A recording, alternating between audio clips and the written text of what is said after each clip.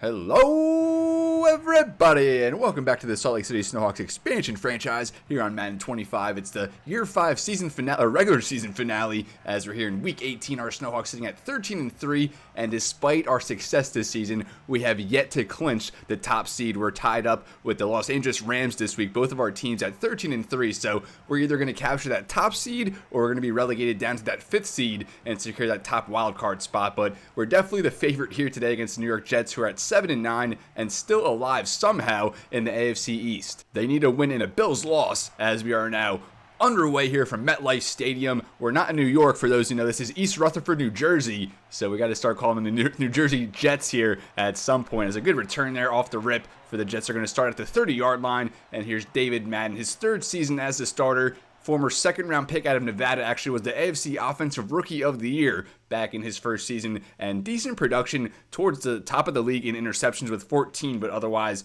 has been very steady for the Jets, and we'll see how he leads this team here. He's accompanied by Breece Hall in the backfield. Hall is the second leading rusher right now in the NFL with over 1,100 yards. On the first drop back here, there's the rookie Taylor Goddard, making an even dozen now for the rookie out of Tennessee. First-round pick, was drafted 21st overall after we traded up a little bit to select him, and definitely proving to be a good move. 1 yard loss on that sack. Now Madden from the empty set as he scans and will step up and run, being chased by Goddard, but he's too fast for Taylor Goddard to catch, as Madden will get 13 and the first down. Matthew Torrance on the stop. So as I was saying, the Jets are actually still in it right now at 7-9. If they win and the Buffalo Bills lose, the Jets will be AFC East champions. Now on first down off the play action, going near sideline, and that's going to be a short gain for 3. Now here on 2nd and 7, Madden, another drop back and another sack for Taylor Goddard. He's doing what he can to secure that Defensive Rookie of the Year award, and I think he was already the favorite entering this week, but I think he already locked it up here on the first few plays, as he adds 2 sacks, making it 13. Now we'll call it a baker's dozen, and this sets the Jets back here. And I was originally planning on just simming this game altogether, but since we still have our playoff fate up in the air, I figured we'd play it out a little bit, although we are going to sim a good bit, as almost intercepted over the middle. That's Michael Carter II, the former Jet. We haven't seen him too much, really just playing mentor to Dakota Michaels, who we drafted in the first round, along with Taylor Goddard. Both our first-round picks are actually up for Defensive Rookie of the Year contention, but I think Goddard's case is too strong, especially after his hot start here today. So there's Drew Collins in on the return, as he'll work past the 30-yard line. Here comes Lucas McDonald. Has fallen out of favor in the MVP conversation, but that does not diminish his tremendous season. Now his 4th season as the lead man here for Salt Lake City, was the first ever draft pick in this franchise, and he's been phenomenal. 38 touchdown passes to just 7 interceptions, and already career highs across the board for passing. Now here going to start at the 31-yard line. McDonald directly under center. Tank Bigsby is the back, and he will get the call here, and really nothing doing, as the New York Jets, a very stout defensive front, still with Quinnen Williams at D tackle, as he's now accompanied by Laquan Porter, the 4th-year man out of Oklahoma, former first-round pick. He's racked up over 30 sacks already in his young career. Another give here for Bigsby, and that's Laquan Porter in on the stop. The Jets did pick up that 5th-year option for Porter, so he goes from a $4 million salary up to $25 million next year. Now 39, McDonald, his first drop back, and he will just throw that one away. I don't know why he didn't run. He had some room to run, but opted for the pass. So that is going to be a 3-and-out here from our Snowhawks. And as I mentioned, we are going to try and get through this game pretty quickly. So after this punt, we'll take to the normal sim and see how it goes from there. Pick it up a few drives later. Logan Cook boots that one from the 21 all the way down to the 19 for New York. A good tackle there on special teams. And David Madden and the Jets right back out there. And we see they're the rushing leaders this year. Breece Hall, 2nd in the league behind Isaiah Pacheco at 1,169, followed by Kenneth Walker, Javonte Williams, and Dontrell Dixon of the Cincinnati Bengals. So we'll see how the Jets do here on their second drive. 8 yards there for Braxton Morant, the rookie out of Miami. 2nd-round pick, actually leads the Jets in receiving right now. Then they get 7 yards for Dawson Knox, 6-yard rush from Madden. On 2nd and 4, they get 6 yards from Madden. So across midfield now, another 4-yard scramble from Madden. 2nd and 6, they go back 3 yards. The run defense stepping up. So 3rd and 9 now at the 48, and they get 26 yards for Garrett Wilson. First down at the 22, a pass was dropped by Breece Hall, making it 2nd down. 8 yards for Dawson Knox, now formerly of the Buffalo Bills, but now playing for the rival. And Breece Hall does get the first down there. Now at the 10-yard line, and Taylor Goddard already 3 sacks in this game. He is just tormenting that Jets offensive line. Now 2nd and 17, and they get 8 yards there for the fullback, so make it 3rd and 9 at the 9. And it's dropped there by Braxton Morant. So a 4th down here inside the 10, and the Jets will opt for the field goal. That's Cam Little, and that's a little short. He can hit from 68, but he'll take the chip shot. And now Salt Lake City back with the ball. 5-yard rush from Vince Willis, the pass catching back. We get 6 yards for Dontavion Wicks, the first completion of the day for McDonald, followed by a 2-yard rush from Bigsby, and then an interception from Sidney Brown. And the Jets take over with tremendous field position here. 2nd and 7 to start the second quarter. They get a first down on the ground from Breece Hall. Now at the 17, 11 yards for Braxton Morant. Make it 1st and goal now at the 6. And that's going to be a penalty against Elijah Vera Tucker. So 1st and goal at the 11. And that's an 11-yard touchdown pass for Dawson Knox. And the Jets already up 10-0. And we'll simulate one more drive here from the Snowhawks. And then play it out probably the rest of the first half here. A 3rd and 2 now at the 38. And we just barely get the conversion there from the fullback, Brandon Davison. 6-yard rush from Bigsby, making it 2nd and 4. The rookie Manny Reynolds goes back 3 yards, bringing up 3rd and 7 now. And we do get the first down, 12 yards for Dontavion Wicks into Jets territory. Now make it 11 yards for Carlos Alvarez, who actually leads the NFL in receiving yards and receiving touchdowns, but is like 7 away on catches from winning the receiving triple crown. On 3rd and inches, we go back 2. So that'll bring up a 4th and 3 at the 24, and we go for the field goal. And that one is good from Will Reichert. So 7:36 left in this first half. We will play out the remainder and see if we can get back in this one. 10-3 Jets. And, we don't need a win here, but a win does clinch the top seed in the NFC. If we lose, we're going to need the Rams to lose against the 49ers this week. Another good return there from the Jets, as David Madden and the Jets going to take over at the 33-yard line. 7:32 remaining. Madden takes the snap here, first down, a quick one, as he finds a man that goes for 7. Now 7 minutes remaining in the half. Out of the I formation are the Jets, and they will give for Breece Hall, and really no room that time. Stopped at the line. I think that was Kwity Paye, and also Jerry Sexton getting in on the help, as that'll bring up a 3rd and short now at the 40-yard line. Madden again takes the snap over the middle, and that's just behind his intended target. That might have been Dawson Knox. Wasn't able to see who that was fully, but an incompletion nonetheless, which will bring on the punt team. The Jets up 10-3, 6:20 now left in this first half of play. That one will be fielded by Drew Collins at the 19, and so he'll take that to the 26. You see they're the quarterback rushing leaders. McDonald 3rd in the NFL right now behind Lamar Jackson. Jalen Hurts does have quite a bit to go if he's going to catch them in this final week, but I don't think that's going to be the case. Here at the 26-yard line, down 7. McDonald from the shotgun, a fake for Bigsby.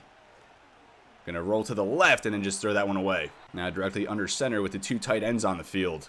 Darnell Washington and Mark Andrews. Gave for Bigsby up the middle. Had a nice lead block that time on the pull, and that's a big gain that time for 13. Already 7 carries in this game for Tank Bigsby. We haven't had much of a ground focus this season. And my cat wanted to get some commentary in there if you heard that. Darnell Washington, a quick one, 2 yards. Now here on 2nd and 8, less than 5 left. A fake there for Willis. And we have a man open. That's Marvin Harrison Jr. That one goes for 16. It's been Carlos Alvarez, not really Marvin Harrison Jr., who has emerged as the focal point in the passing game. And we did sign Marvin Harrison Jr. to an extension. There's Carlos Alvarez right on cue. That one for 25. We did sign Harrison Jr. to a 4-year extension, a little bit over $100 million.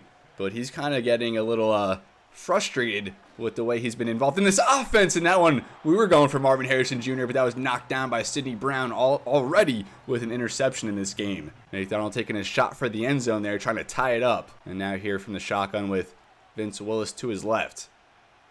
Washington in motion back the other way. McDonald takes the snap.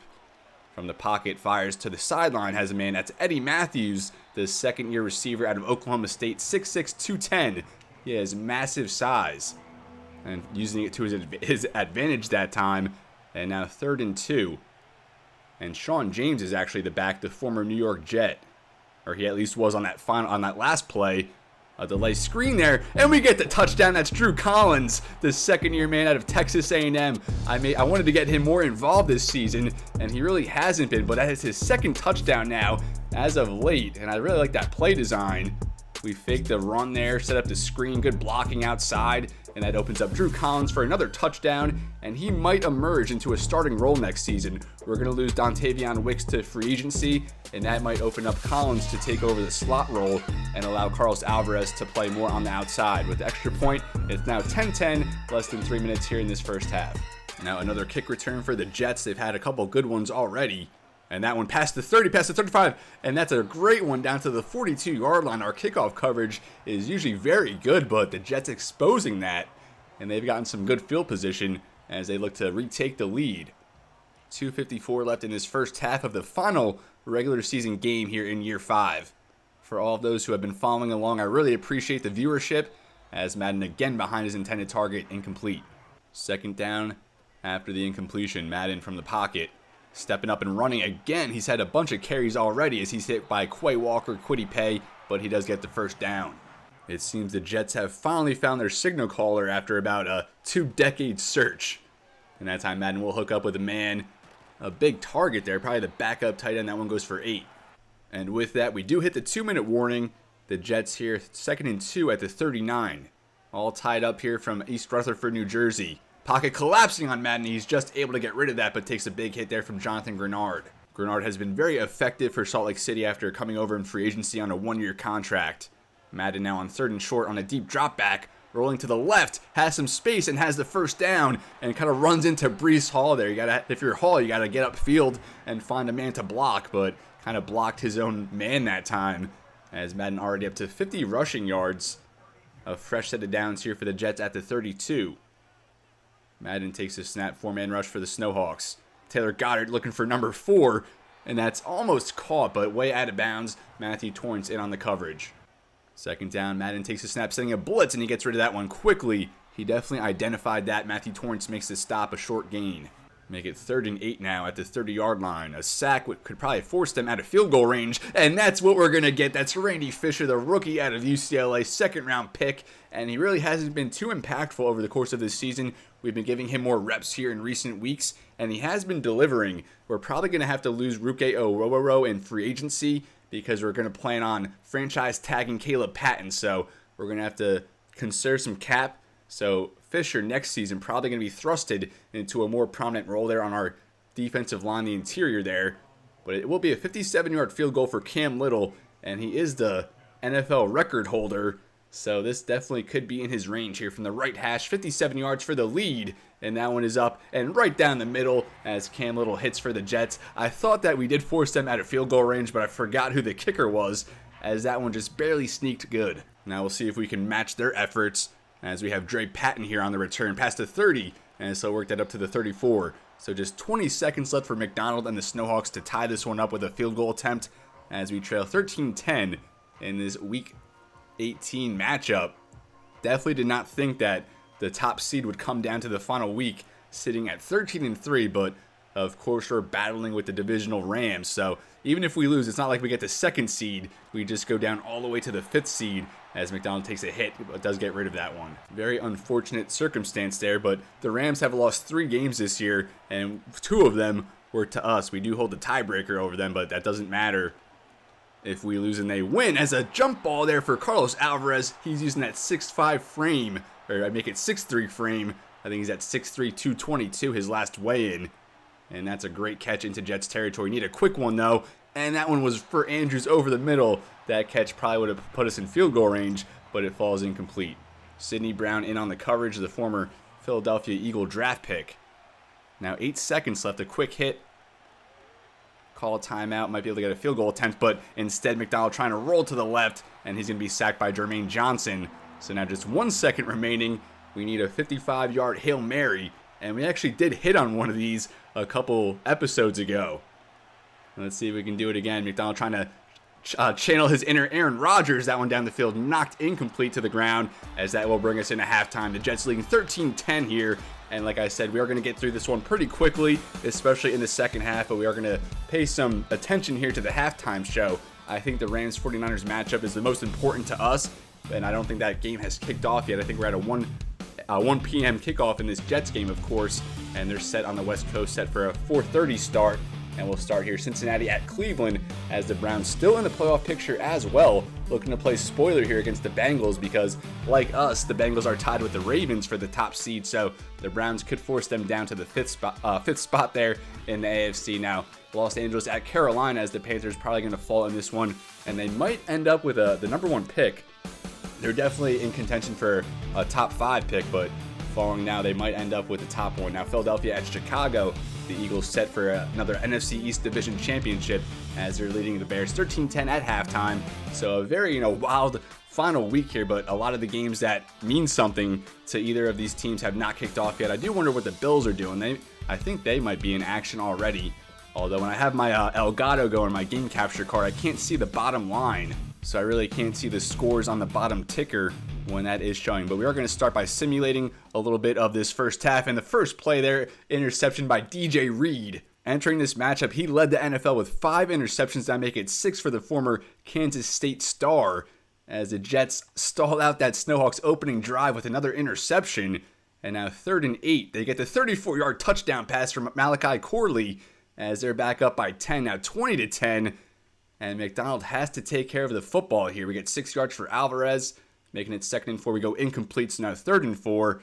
And we do get the conversion there. 11 yards for Marvin Harrison Jr. Another 11 for Carlos Alvarez. Incompletion. Now 2nd down at the 42. We get 4 yards for Wicks. 3rd and 6. And we get 12 yards for Harrison Jr. As we are moving the chains now very well. Now 1st and goal at the 9. A 5-yard rush from Bigsby. 2nd and goal. We get the touchdown there for Wicks. So we do answer with a touchdown back. But we are still trailing in this one. Jets back with the ball. I think we'll sim another drive aside and then jump into it as they start a 1-yard give for Hall. He gets 7 on the next one. Now 3rd and 2. And they get the conversion. Another scramble from Madden. A penalty against the Snowhawks as a 13-yard gain there through the air. Another one there for Malachi Corley. The Jets now at the 35 are making it to 23 after a 12-yard gain from Breece Hall. Another 12 yards for Breece Hall. Geez, our defense is just Swiss cheese in this game. -3 for Hall, making it 3rd and 13 at the 14, and a penalty on the offense, and that's Evan Brown, former Arizona Cardinal, and they go incomplete there on 3rd and very long, so making now a 36-yard field goal attempt, which is up and good by Cam Little, and our offense now back on the field, trailing by 6 this time, and we'll simulate this drive and then play out the rest. We go incomplete on 1st down, then 27 from Marvin Harrison Jr., all the way down to the Jets' 43, then 17 for Wicks, down to the 26. Our passing game is really coming alive here in this second half, minus that interception, of course. We get an 8-yard scramble for McDonald, 2nd and 7, 5 yards for Washington. Now on 3rd and 2 inside the red zone, we get a 5-yard rush from Bigsby moving the chains, and then a 4-yard catch from Dontavion Wicks inside the 10. 8 yards for Bigsby, now 1st and goal at the 1. And we get the 1-yard touchdown there from Bigsby, now all knotted up 23-all. And with the extra point, we're now up 24-23. So 11:46 left in this Week 18 matchup. And we'll bring the defense back out on the field and see how we can fare here. Still no turnovers forced from our defense. We're losing the turnover battle right now 2-0. As the Jets have picked off McDonald twice, but Breece Hall only 16 rushing yards on 10 carries. Our run defense has been phenomenal. And you see that we actually rank 1st in the league in takeaways, but none today. I think we also lead in sacks, and Goddard has 3 of his own already. Let's see if he can add 1 more here. Over the middle, they do have a hook up there. I think that might be Corley, and that gets 6. 3rd and 3, now the Jets out in the I formation. As Madden will fake it for Breece Hall, now rolling to the left, going to tuck it and run again, as Madden using his legs has probably been the most effective way the Jets have been moving the ball today. We probably got to start getting a spy on him, as we're less than 10 minutes now in this matchup. Breece Hall another give, one of his better ones, he gets 7. 2nd and 3, back out in I formation. And again, they fake it. Man, from the pocket, it collapses on him, and he's brought down for the sack again. That's, again, Randy Fisher. The rookies are just running rampant on this Jets defensive front. Fisher, I think, had 2 or 3 sacks entering this game, and he now matches that total already. Backed up now 3rd and 12 at the 42. Madden on the drop back. Rolling to the left, but has to just chuck that one away. It was collapsing on him. Great leverage and angle there from our defensive line to force him really no leeway, as they'll bring the punt team back out there, trailing by 1. 8:40 left in the 4th quarter. Hopefully we can just burn this clock, add some more points, get some insurance, and clinch that top seed. Almost a perfect punt there, as that does go for a touchback. And McDonald, you got to take care of the football now. Over 4,500 passing yards for the first time in his career. And he also hit 40 touchdown passes as well. And I'm not sure if I mentioned it earlier, but after this game, we are going to recap this Year 5 season and preview the postseason and get into that next episode. Vince Willis a give for 7. If we win this game, we might even sim through the wild card round because we will not even have to participate. As Bigsby, another give up the middle, another good one. That one goes for 12. Bigsby has struggled most of the way here in Year 5, but like last season, it seems he gets stronger towards the end into the playoffs. Now first down at the 39.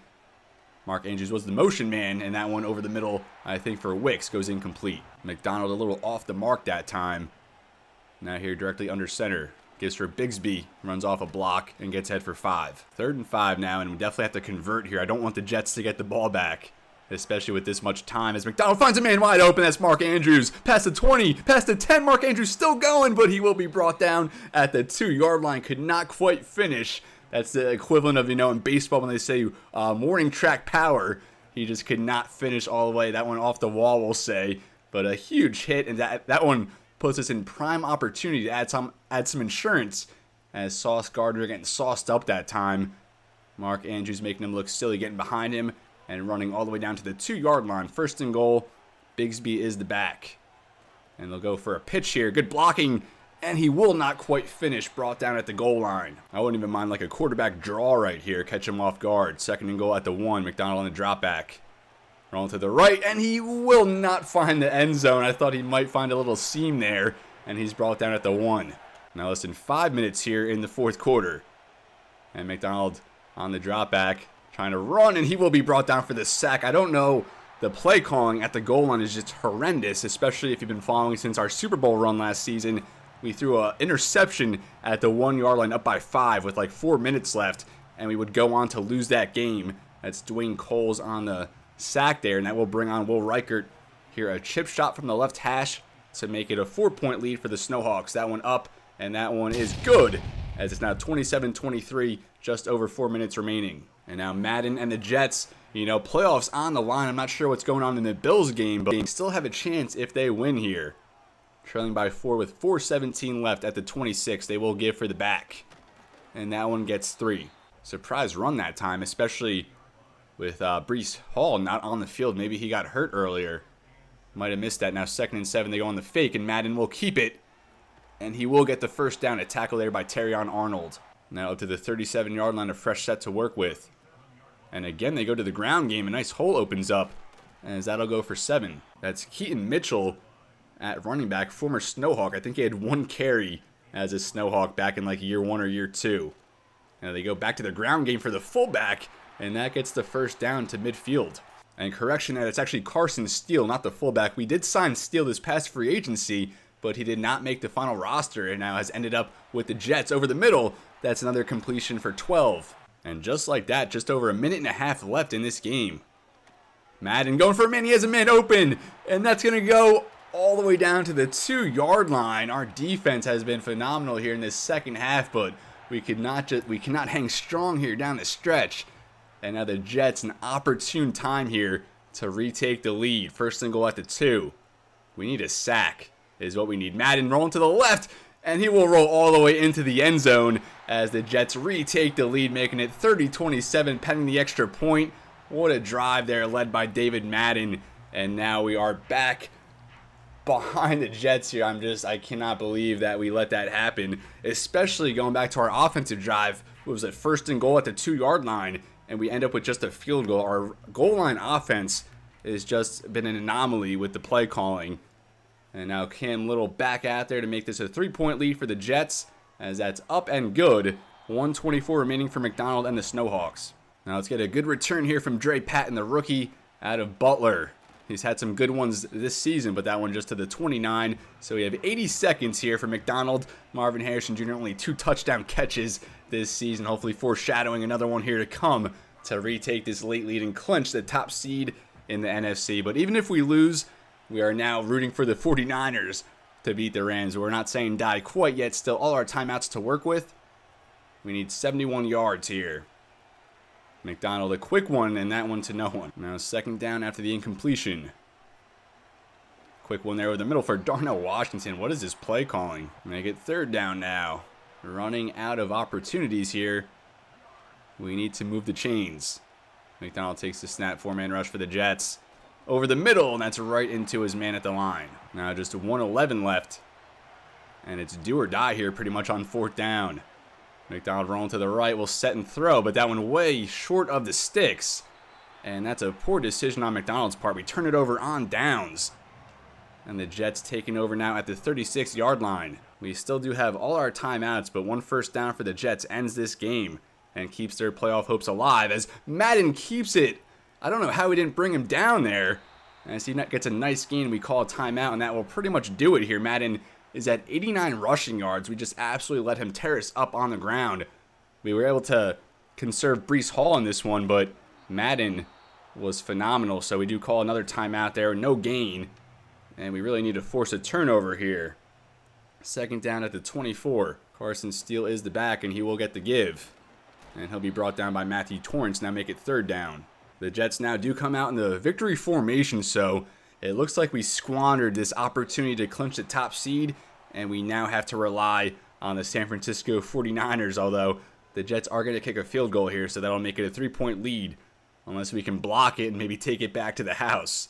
This run from 41 is Cam Little up, and that one good, so we still have a glimmer of hope here. We need a house call here on this kick return. 10 seconds left. 6-point lead for the Jets. And that one will go for a touchback. So we'll see what the offense decides to do here. For all we know, they're going to dump it off, get tackled in the field of play, and that'll be the game. Just chuck it down the field, but we don't even get that much. Although we do still have time for one more play. So now it all comes down to this. As McDonald takes the snap, 4-man rush for the Jets. He will fling that all the way down to the 15-yard line, but there's no more time left. And that was Dontavion Wicks getting behind everybody, making the catch. And we end the game with an exclamation point, but it amounts in a loss either way as we fall to 13-4, and we give up this game here. Tough, really tough loss for the Snowhawks. We had the Jets had more to gain than we did, but we had that top seed locked up.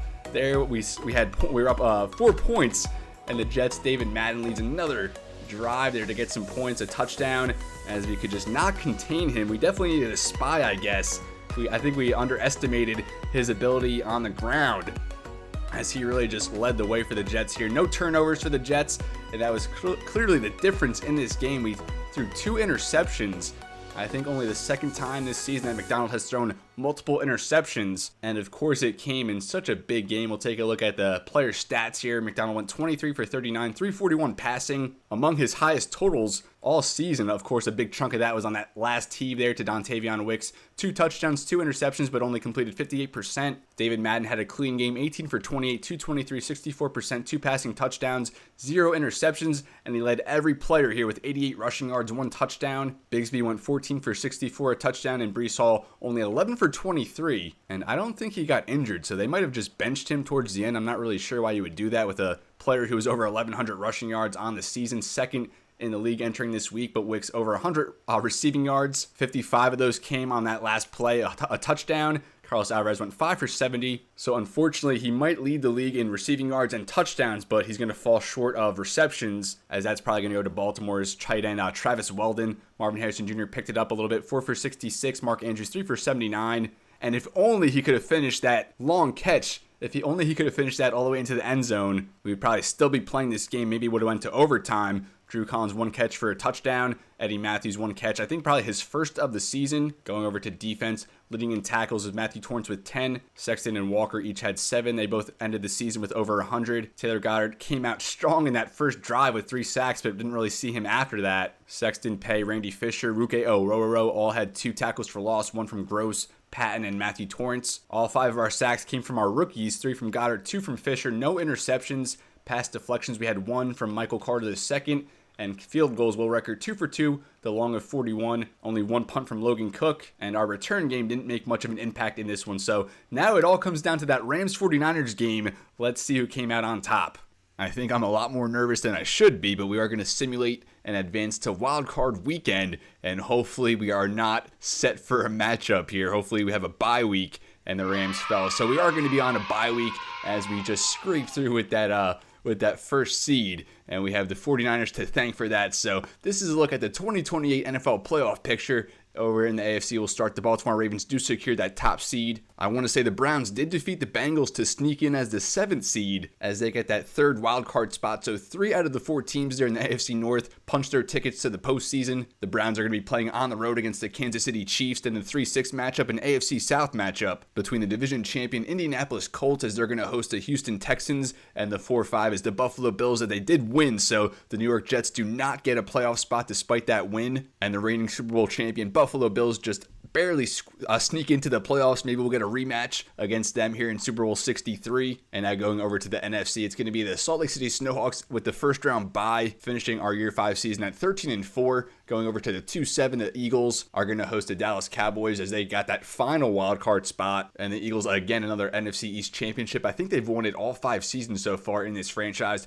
The 3-6 is going to be Minnesota hosting the Green Bay Packers, an NFC North matchup there. And the 4-5, the Atlanta Falcons sneak into the playoffs, I think, at 7-9. I'm sorry, at 7-10. And they're going to host the Los Angeles Rams as the Rams also end at 13-4, but that's not enough for them to play a home game here in the first round as they're going to be visiting the Atlanta Falcons, who are led by rookie quarterback Deshaun Montague, who was the 6th overall pick, billed to be the next Michael Vick. And how fitting he ended up there with the Falcons. We'll view the weekly awards as we had Taylor Goddard, Defensive Player of the Week here in the NFC with those 3 sacks. And look at the NFC Offensive Player of the Week. It's none other than Deshaun Montague, who we were just talking about, really came on strong in the second half of his rookie season as he led the Falcons to an NFC South title. And at this point, I'm kind of at a loss as to where to go. There's so much to cover. I guess we'll go back to the standings and just take a look at the overall picture. Here's the Ravens at 13-4 atop the NFL, but also our Snowhawks, the Chiefs, the Rams, and the Bengals end with the same record. The Colts and Eagles at 12-5, the Texans and Vikings at 10-7, and every other team after that finished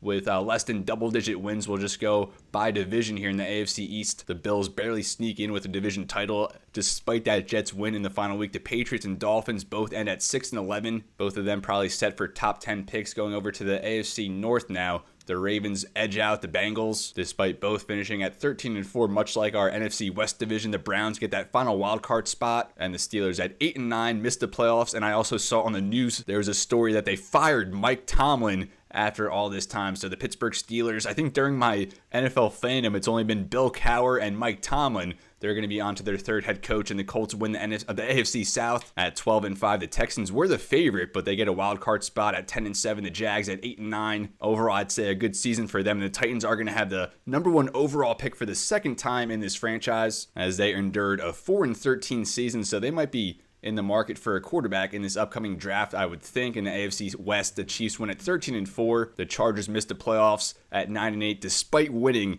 in this final week. The Broncos lost 3 straight to end the season, which forced them out of a wild card spot. They finished at 8-9, and the Raiders at 5-12. I think they're going to have the 2nd overall pick. And now coming over to the NFC in the East, the Eagles again win the division at 12-5. The Cowboys at 9-8 again get a wild card spot. The Commanders at 6-11 and the Giants at 5-12 both missed the cut. And now in the NFC North, the Vikings at 10-7. We had them projected as the last place team here, and they end up winning the NFC North. I think for the 2nd time in this franchise, the Packers are the only team in this division over the course of this franchise not to win the NFC North title. But I think they've been a wild card team every single year. The Lions definitely on the downward spiral now after losing a bunch of players last free agency. They finished at 7-10 and missed the playoffs despite making it to the divisional round last season. And the Bears, maybe the biggest disappointment in the NFL this season, finishing at the bottom of the division at 5-12. In the NFC South, the Falcons win at 8-9. They secure the division title under Deshaun Montague's leadership as a rookie. He might be up for Offensive Rookie of the Year. The Buccaneers were 1-10, and they went on a 6-game winning streak, just barely missing the playoffs. What a story that was, as it looked like they were set in stone for the top pick in this year's draft, but they had a nice rally, but just not enough to win the division. The Saints finished with an even record at 7-10. We're glad they missed the division title because we have their 3rd round pick. So a big difference there. If they were to win the division, that would be like pick 20 or 22 or something, but instead I think it's going to end up being a top 10 pick or so. The Panthers at 5-12, another disappointing season for them despite signing Jahmyr Gibbs. And in the NFC West, the toughest division in football, I'm calling it, or maybe the AFC North might have us beat. But our Snowhawks at 13-4 take the division, as we were 5-1 in the division and swept the season series against the Rams, who are going to be playing on the road here in the wild card weekend. The 49ers at 9-8 missed the cut, and the Seahawks at 6-11, a disappointing season for them after sneaking into the postseason last year. So with that, we'll now look at mock draft 3, I think I saw, as we'll take a look here, get into some NFL draft talk. And as we said, the Titans are going to have the top pick for the second time in this franchise. They're projected Nick Freeman, wide receiver out of Clemson. I know he's currently the number 2 prospect on the board, the top prospect being a quarterback, but we have not seen Stephen Cole's quarterback out of Pittsburgh projected in the first round in any of these mock drafts. The Raiders projected number 2 pick John McPherson, tackle out of Louisville. The Panthers at number 3 going Brandon Foster, a speed rusher out of UW. At number 4, the Giants also projected a pass rusher here, James Trenkle out of Texas A&M. Ben Bell, tackle out of Oregon, projected to the Bears. Ramon Starks all the way up here at number 6. He has just been climbing up the draft board. He was someone I thought we might have a chance on later in the first round, but currently projected a top 10 pick now out of Penn State. He can play D tackle, he can play D end, so we really like the versatility he provides up there on the front lines. Kevin Middleton, the top projected corner, going to the Dolphins here at number 7 out of Minnesota. Virgil Morton, offensive tackle out of Ohio State, projected to the New England Patriots. He was named the top offensive lineman there at the college level this past season. Projected here at number 9 is Peter Ross, defensive end out of Central Michigan. When was the last time we saw a Chippewa going here in the top 10 of the first round? And rounding out the top 10 is Thomas Falk, tackle out of Boston College. So I think that makes 4 offensive tackles here in the top 10. Then we get our second receiver here, Kevin Charles out of Ole Miss, 6'3", 208. The Bucs have lost Mike Evans and I think Chris Godwin set for retirement, so they really have to reload that receiving core. Charles was not even a projected first-round pick at all in these mock drafts. He's up 25 spots all the way up to 11. Detroit Lions projected Josh Hurst, D-end out of Iowa, staying there in the Midwest. The Jacksonville Jaguars keeping George Wilford in state there out of USF, the third corner off the board. And Brian Tucker, wide receiver out of Michigan, won the Heisman Trophy, and he's up 52 spots from the last mock draft. He's projected at 14th to the Falcons, but the Falcons are in the playoffs, so their pick is going to be at least at pick 20. So this draft order is still really not set in stone. Pittsburgh going to cornerback here, Alonzo Williams out of SMU, and the Jets here at 16 going Ed Stockton, D-tackle out of Auburn. Another prospect we're eyeing up there towards the end of the first round, but in this mock they have him going in the top half of the first round. The Browns, another playoff team here, should not be above pick 20, but in this mock, that is the case. They're going Broderick Foster, pass rusher out of Mizzou. Drew Kavanaugh, power rusher out of Michigan, going to the 49ers. Another corner here, Lamar Teal out of BYU to the Chargers. A couple tackles here. We have Wyatt Robinson out of Ole Miss to the Bills. Brandon Miner out of Kansas State to the Broncos, and make it 3 in a row. Anthony Bryant out of Oklahoma State, going at 22 to the Cowboys. I wonder if there's any relation there to Dez Bryant, a former first-round pick of the Dallas Cowboys, out of Oklahoma State. At 23, Junior Harris, corner out of Memphis, going to the Packers. At 24, here's Jerry Mickens, wide receiver out of Colorado. At 25, here's Matt Skandrick. We had him actually in our super focused scouting. He came back with around 3 to 4 talent grade, which I was very surprised by because the traits look pretty good, the athletics look pretty good.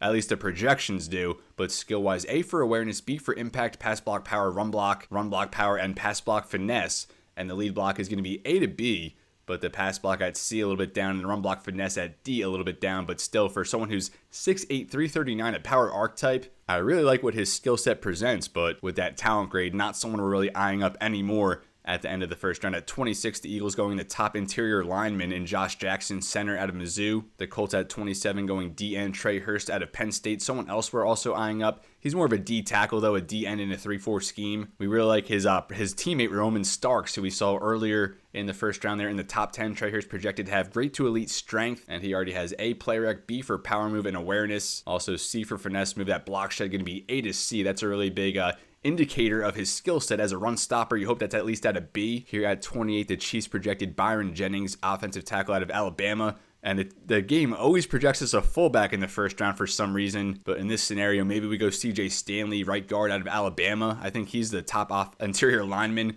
even over Josh Jackson, who goes off the board before him. Then the Ravens going Alex Costello out of LSU, a pass rusher. And the projected Super Bowl champions are the Los Angeles Rams, even over us, despite us getting the top seed and even beating the Rams twice during the regular season. But they're projected to go Kevin Costa, power rusher out of Washington. So that's mock draft 3. I think we'll get access to mock draft 4 maybe after the Super Bowl or during free agency. I forget the timeline on that. But anyway, our last order of business in this episode, we are going to simulate through Wild Card Weekend. I wanted to do more of that season recap episode, look at player stats, league leaders, and all that fun stuff, but I don't want to force it into this episode. It's kind of already a little bit lengthy, so instead we'll have a stopgap episode between the playoff game as we'll preview our divisional opponent, recap the season in the next episode, and then pick it up in the following episode in the divisional round. But we are going to sim ahead through wildcard weekend. We're just really hoping the Rams fall. I do not want to play them here in the divisional round, but that is our matchup. We're going to have a 1-5 matchup here against the Los Angeles Rams, the top two teams in the NFC, and we swept the season series. Hopefully we can carry that here into the postseason as we'll look at the playoff bracket. So the Chiefs win 28-20 here over the Cleveland Browns. They were actually trailing going into the fourth quarter, but they outscored the Browns 15-6 there in that final frame to take the win, as Mahomes threw for over 200 yards, 2 touchdowns, no interception. The NFL rushing champion Isaiah Pacheco had 82 rushing yards. David Njoku, 11 catches for 98 yards, a touchdown. Brandon Ayuk was among the league leaders in receiving yards. He finished with 5 for 75 his first season as a Cleveland Brown. Rashee Rice, 6 for 66, 2 scores as well defensively, who had some sacks. Larry Fowler, a standout D tackle now in his 4th season. The Chiefs picked up his 5th-year option, and Tony Shaw, the 4th-year defensive back out of Penn State, the only interception in this game. So the Chiefs are going to take on the Buffalo Bills in the second round, another Patrick Mahomes versus Josh Allen matchup, as they've had many of them to this point, but Josh Allen outduels Joe Burrow. And in Buffalo, even though the Bengals had the better record, the Bills had that 4th seed, and despite being picked off twice, Josh Allen still gets the win in this game, throws for 264, also had a rushing touchdown. Not much impact from the running backs though. James Cook just 3.1 yards per carry. Dontrell Dixon, I believe, finished top 5 in rushing yards, but had just 33 on 13 carries. 10 catches for Dalton Kincaid. He had a huge game against us in last year's Super Bowl. Keon Coleman had a touchdown along with Wade Boone, who won Offensive Rookie of the Year back in year 1. Or correction, that would have been year 2. That was our first draft class though. And Jamar Chase, 4 for 41, also a touchdown in this game. Tackles for loss, 3 from Ed Oliver, 2 sacks from Greg Rousseau. I think undoubtedly now at this point in the franchise, a top 5 pass rusher. And Cam Taylor-Britt, despite 2 interceptions from him, the Bengals still fall in the 3-6 matchup. Combined for 87 points in this game. Both teams had 3 touchdowns in that final 4th quarter, but the Texans just barely outdueled the Colts. Total yardage was 474 to 461. No turnovers from either side. So a very clean offensive football. Look at this gunslinger duel here. CJ Stroud 4 for 13, 5 touchdown passes. Anthony Richardson 356 for 4 touchdowns. Had a long of 70, and both signal callers here completed at least 86% of their passes. Really no impact on the running game, although Richardson had a touchdown run. Jonathan Taylor only 5 carries, but he did score a touchdown. Najee Harris now of the Houston Texans scored a touchdown on 4 carries. Look at Josh Downs. 4 catches, 137 for 2 touchdowns, 120 yards after the catch, along of 70. Absurd production from him in this one. Nico Collins, 8 for 131. Dalton Schultz, 7 for 89, 2 touchdowns. Luke Day, the first-round pick from last year, 5 for 89, 1 touchdown. Alec Pierce, 5 for 69, a touchdown. Tank Dell, 5 for 68, a touchdown. Philip Lang, a first-round pick from last year, went 5 for 67. Damon Richter, a former middle-round pick tight end out of UCLA, 4 for 47, a touchdown. At 6'6", 270 pounds. Just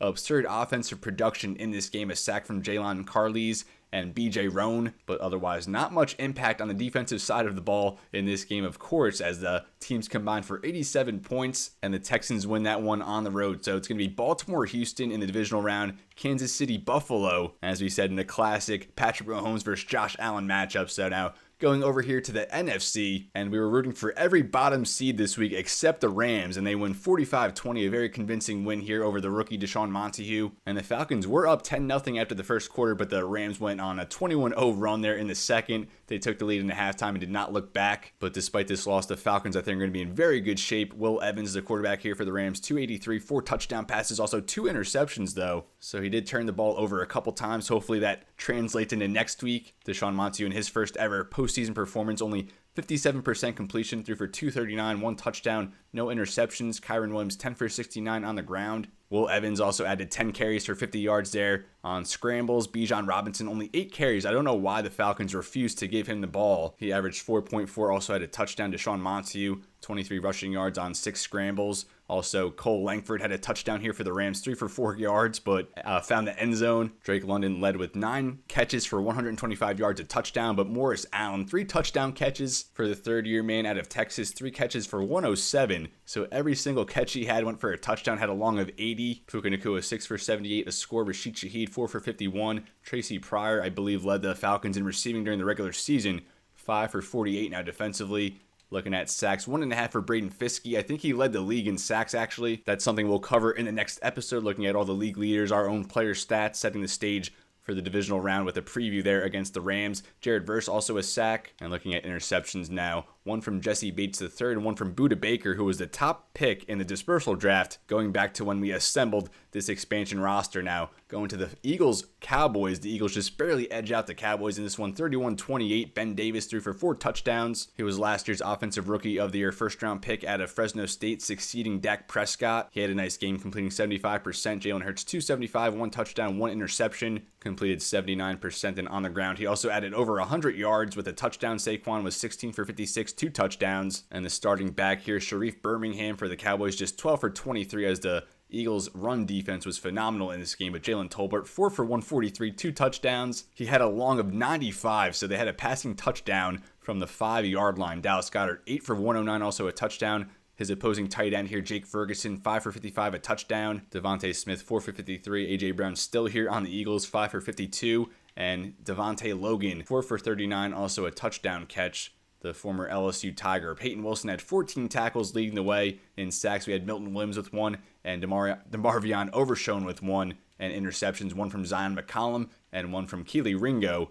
And we'll take a look at that final final wild card matchup as the Minnesota Vikings took down the Green Bay Packers in that rivalry game. The Vikings going to play the Eagles for a chance in the NFC Championship game. And I think we all remember the last time those two teams met in the playoffs. If you don't remember, look it up because it was a great game, at least if you were an Eagles fan. Jordan Love had 3 touchdown passes, completed 74%, and J.J. McCarthy, a decent game despite 1 interception. He threw 2 touchdowns, completed 79%, and Zach Charbonnet, now with the Vikings, had 69 yards on 12 carries. His spellback here, Kareem Heath, even amount of carries as they really distributed it evenly here. He had 12 for 48, also 2 touchdowns. Jordan Love was the leading rusher for the Packers, 7 for 36. Tyler Algier, now on the Packers, 5 for 17 receiving. We had Jordan Addison, 9 for 92. Jordan Jefferson, 5 for 61, a touchdown. Leading the way for Green Bay was Jaden Reed, 7 for 60, 2 touchdowns. Skyler Goddard, former first-round pick out of Virginia Tech, 5 for 58, a touchdown. And Romeo Doubs, 5 for 46, a touchdown. And now going to defense, 14 tackles for Edrin Cooper. He led the team here. Nicholas Bowen, rookie out of UW, gets his first ever postseason sack. And Javon Bullard, the only interception in this game, as we're all set now for the divisional round here in Year 5. The Snowhawks going to take on the Los Angeles Rams, and the Philadelphia Eagles are going to host the Minnesota Vikings. But this is where I'm going to leave, folks. Thank you so much for watching. It was a great episode. Despite the loss against the Jets, we were still able to secure that top seed here. But even then, we have a very tough matchup going into the divisional round against the Los Angeles Rams, who we did sweep during the season in both matchups. But at this point now, you just really have to hope that's going to translate here into the postseason, because they're an extremely tough team, and we know that. And we're certainly not being complacent despite beating them both times during the regular season. I wish, we had really any other matchup. Even the Eagles, I feel like would have been a little bit easier after defeating them in last year's NFC Championship. But as always, everybody, it's been real and be well. Thank you so much for watching, and I'll see you next time.